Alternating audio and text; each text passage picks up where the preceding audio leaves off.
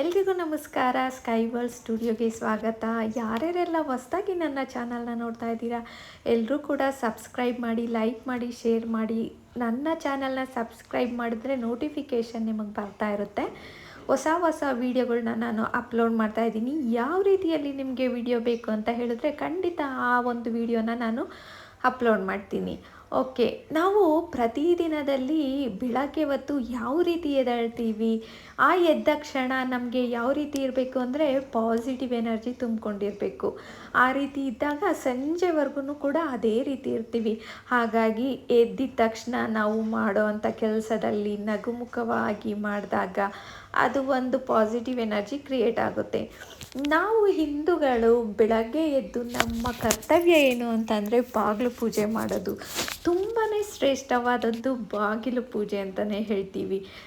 ನೀವು ಬೆಳಗ್ಗೆ ಎದ್ದು ಸ್ನಾನ ಮಾಡಲಿಕ್ಕಾಗಲಿಲ್ಲ ಅಂದರೂ ಮುಖವನ್ನು ತೊಳ್ಕೊಂಡು ಬಂದು ಬಾಗಿಲನ್ನು ಗುಡಿಸಿ ಬಾಗಿಲನ್ನು ತೊಳೆದ್ಬಿಟ್ಟು ಅದಕ್ಕೆ ಒಂದು ರಂಗೋಲಿಯನ್ನು ಹಾಕಿದ್ರೆ ಮನೆ ಬಾಗಿಲಿಂದನೇ ಅಲ್ಲೇ ಸ್ಟಾರ್ಟ್ ಆಗುತ್ತೆ ಪಾಸಿಟಿವ್ ಎನರ್ಜಿ.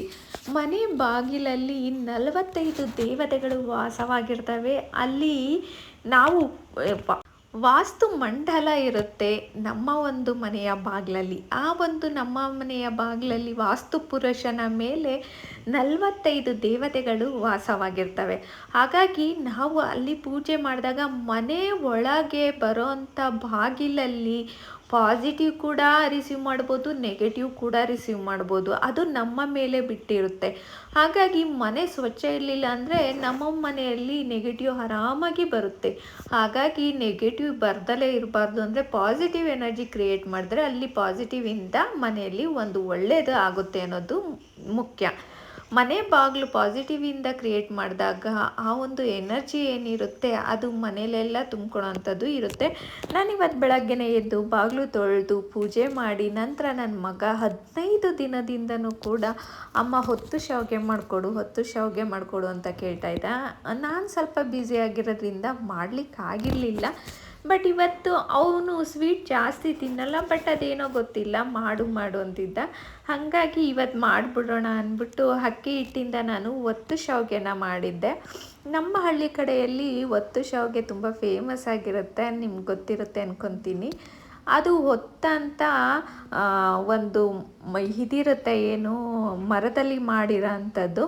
ನನ್ನ ಹತ್ರ ಅದಿರಲಿಲ್ಲ, ಚಕ್ಲಿ ಹೋಳಿತ್ತು, ಅದರಲ್ಲೇ ನಾನು ಮಾಡಿಕೊಂಡು ನಂತರದಲ್ಲಿ ಅದಕ್ಕೆ ನಾನು ಕಾಯಿ ಹಾಲನ್ನ ಮಾಡ್ಕೊತಾ ಇದ್ದೀನಿ. ಕಾಯಿ ಹಾಲು ಹೇಗೆ ಮಾಡೋದು ಅಂದರೆ ಕಾಯಿನ ತುರ್ಕೊಂಬಿಟ್ಟು ಅದಕ್ಕೆ 1-2 ಲವಂಗ ಹಾಕಿ ನೀರು ಹಾಕಿ ಅದನ್ನು ನೀಟಾಗಿ ಗ್ರೈಂಡ್ ಮಾಡ್ಕೊಳೋದು. ಗ್ರೈಂಡ್ ಮಾಡಿಕೊಂಡು ನಂತರ ಅದು ಗ್ರೈಂಡ್ ಮಾಡಿರೋದು ಒಂದು ಪಾತ್ರೆ ಒಳಗೆ ಹಾಕ್ಬಿಟ್ಟು ನಮಗೆ ಎಷ್ಟು ಸ್ವೀಟ್ ಬೇಕು ಬೆಲ್ಲನೇ ಹಾಕಬೇಕಾಗುತ್ತೆ. ಸಕ್ಕರೆ ಎಲ್ಲ ಹಾಕಬೇಡಿ, ಬೆಲ್ಲ ಅಂತೂ ತುಂಬ ಟೇಸ್ಟಾಗಿರುತ್ತೆ, ಆರೋಗ್ಯಕ್ಕೂ ಕೂಡ ತುಂಬ ಒಳ್ಳೆಯದಾಗುತ್ತೆ. ಬೆಲ್ಲ ನೀರು ಎಷ್ಟು ಬೇಕೋ ಅದನ್ನು ಹಾಕಿ ನೀಟಾಗಿ ಒಂದು ಸತಿ ಕುದಿಸ್ಕೊಳ್ಬೇಕು. ಜಾಸ್ತಿ ಕುದಿಸ್ಬೇಡ್ದು, ಆ ಒಂದು ಬೆಲ್ಲ ಕರಗೋ ರೀತಿಯಲ್ಲಿ ಕುದಿಸ್ಬೇಕು. ನಂತರದಲ್ಲಿ ನಾನು ಏನು ಶಾವಿಗೆ ಮಾಡಿದ್ದೆ ಅದನ್ನು ಹಬೆಯಲ್ಲಿ ಬೇಯಿಸ್ಕೊಂಡಿದ್ದೆ. ನಾನು ಫಸ್ಟು ಅಕ್ಕಿ ಹಿಟ್ಟನ್ನ ಕಲಿಸ್ಕೊಂಬಿಟ್ಟು ಚಕ್ಲಿ ಹೋಳಲ್ಲಿ ಅದು ಹೊತ್ಕೊಂಡು ನಂತರ ಅದನ್ನು ನಾನು ಒಂದು ಹಬೆಯಲ್ಲಿ ಬೇಯಿಸ್ಕೊಂಡಿದ್ದೆ. ಇಡ್ಲಿ ಪಾತ್ರೆಯ ಹಬೆಯಲ್ಲಿ ಬೇಯಿಸ್ಕೊಂಡಿದ್ದೆ. ನಂತರದಲ್ಲಿ ಆ ಒಂದು ಶಾವಿಗೆ ತುಂಬ ಚೆನ್ನಾಗಿ ಬೆಂದಿತ್ತು. ಅದನ್ನು ಹಾಕಿ ಅದ್ರ ಮೇಲೆ ನಾವು ಕಡಲೆನ ಪುಡಿ ಮಾಡಿರ್ತೀವಿ, ಆ ಕಡಲೆ ಪುಡಿ ಹಾಕಿ ಕಾಯಿ ಹಾಲು ಹಾಕಿ ತಿಂತಿದ್ರೆ ತುಂಬಾ ಚೆನ್ನಾಗಿರುತ್ತೆ.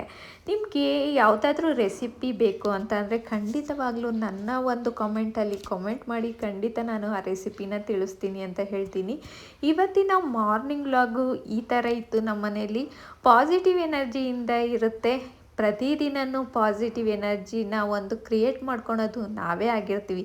ಹಾಗಾಗಿ ಈ ಒಂದು ರೆಸಿಪಿ ಅಂತೂ ಇವತ್ತು ತುಂಬ ಟೇಸ್ಟಿಯಾಗಿತ್ತು, ತುಂಬ ಚೆನ್ನಾಗಿತ್ತು ಅಂದ್ಕೊತೀನಿ. ಇದ್ರ ಜೊತೆ ಸ್ವಲ್ಪ ಖಾರ ಬೇಕಿತ್ತು ಅಂತಲೂ ಅನಿಸುತ್ತೆ, ಬಟ್ ನಾನು ಇದ್ರ ಜೊತೆ ಸ್ವಲ್ಪ ಅನ್ನ ಸಾಂಬಾರು ಕೂಡ ಮಾಡಿದ್ದೆ. ಹಾಗಾಗಿ ಇದನ್ನು ತಿಂದು ಸ್ವಲ್ಪ ಅನ್ನ ಸಾಂಬಾರು ತಿಂದರೆ ಒಂದು ಒಳ್ಳೆ ಟೇಸ್ಟಾಗಿರೋ ಅಂಥ ಇದಾಯಿತು. ಈ ಒಂದು ವಿಡಿಯೋ ಇಷ್ಟ ಆಗಿದ್ರೆ ಲೈಕ್ ಮಾಡಿ, ಶೇರ್ ಮಾಡಿ.